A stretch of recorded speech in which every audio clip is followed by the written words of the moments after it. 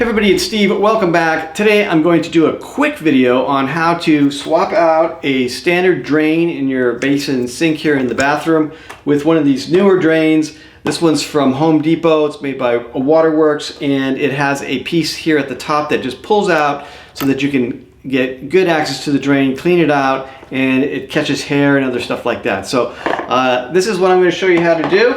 Luckily, it's something that even I can do.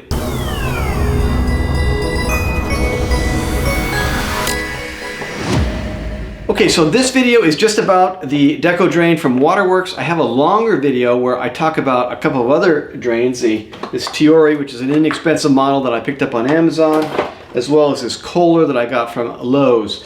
Ultimately, I ended up recommending this one, so this video is just about this one. It's a streamlined version of the other video. If you want more detail and more information about these other drains and how to install those, you can check that video out. Again, the link up here in the corner and down in the description. All right, with that, let's get right to the install of this Waterworks DecoDrain. The first thing we need to do is to disconnect the lift rod from the drain system. Now, the part that goes up and down is controlled by this lever right here, so we need to disconnect that from the lever. And you'll just find a piece of metal that's sort of folded around a rod. We're just going to squeeze that, and when we do, that will allow it to come free.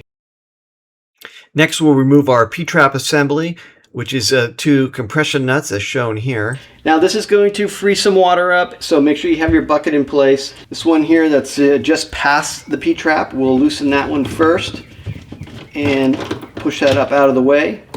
And then this one here we'll do that's closest to the drain, that's the highest one up, we'll loosen that one. Now most of these should be hand tightened, but if you need to use a wrench, you can get a channel lock or something like that there as well. See, now look, you can see that muck right there that's in there.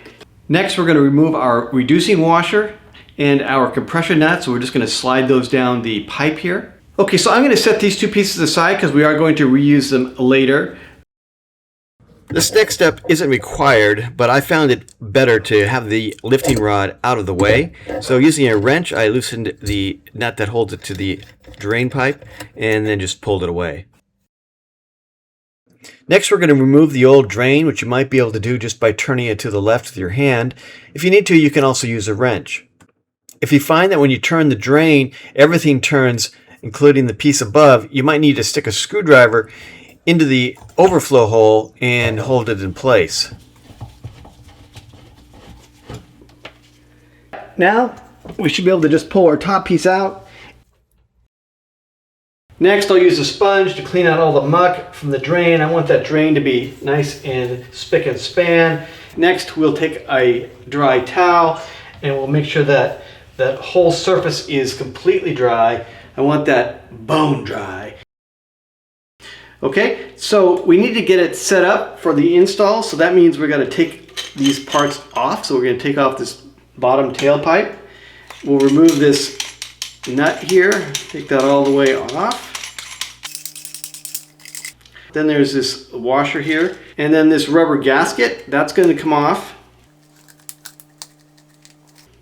Remember, that goes with the rounded side up. Okay, that leaves us with just this. So we don't need the stopper at this point, so we'll just pull that out and set that aside.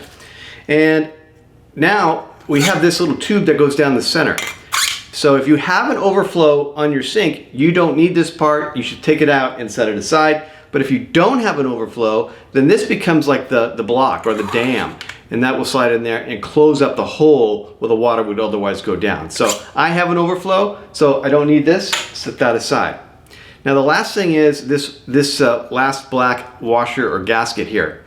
Now this is going to sit down on the sink drain, and this will seal the drain so that no water gets through there.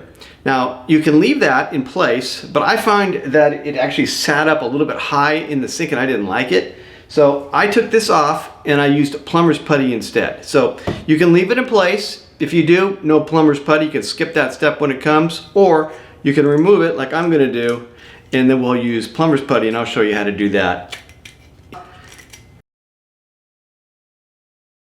Okay, so here's our plumber's putty. You can get this from Home Depot or any other hardware store, Amazon, and so forth. Got links for it down below.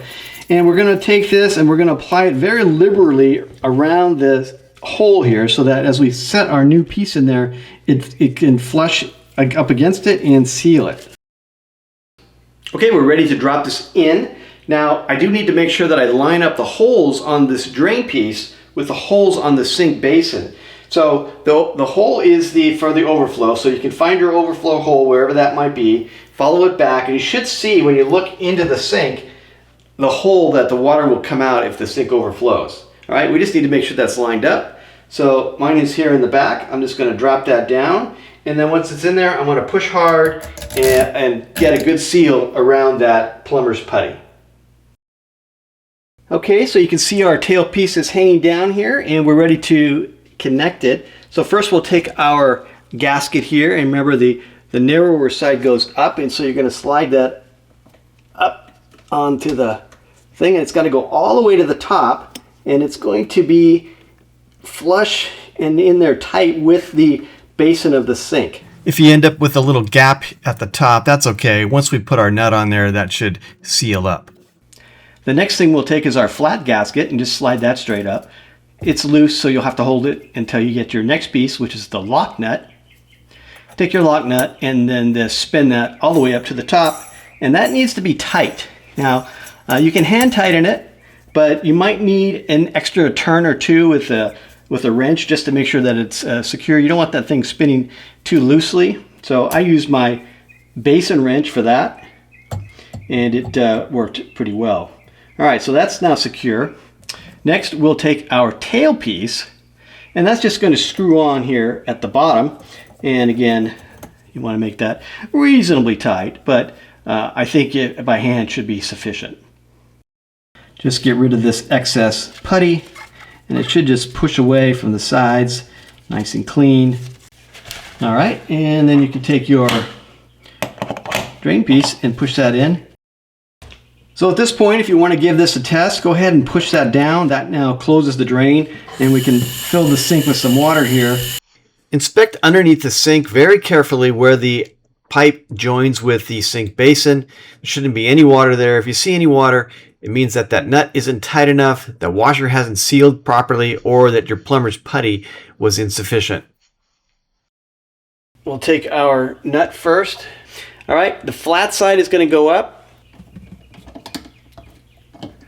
Okay, there we go. Now, if that is loose and it slides back down, then that washer's no good. You need to replace it. Okay, once that's in place, we're going to take our P-trap and we're going to set that up. Now we want this backside to be in position for sure, because we have a little bit of flexibility on this up and down part. But back here, we want to make sure that's set up and we can spin our nut tight on that and nice and even. Don't let that get crooked. It could wreck your threads. Make that nice and tight. Hand tight is fine. All right, once that's in place, then we'll bring this nut and we'll tighten that one as well. All right, I'm going to make sure everything's nice and dry here. Then we will run the tap and we'll come back and we're going to look for leaks. Now the areas that are most concerned, right here where you see your black washer that presses up against the sink basin, there should be no water there. There should be no water here where we've connected this little short piece to our new drain, and no leaks at any of the compression fittings. If you see any leaks there, then you're going to need to tighten things up. Okay, so that is it for today. Hopefully that went smoothly for you, got that installed without any leaks or anything like that. If you need one of these drains, please check out our links. I have one YouTube link for Home Depot that will get you this Waterworks one that I installed today. I have other Amazon affiliate links in the description and in the corners throughout the video. Using those links gets me a little bit of commission, so I really appreciate that. But otherwise, hit that like button, hit that subscribe button, all those things, much appreciated. And until next time, this has been Steve for things that even I can do.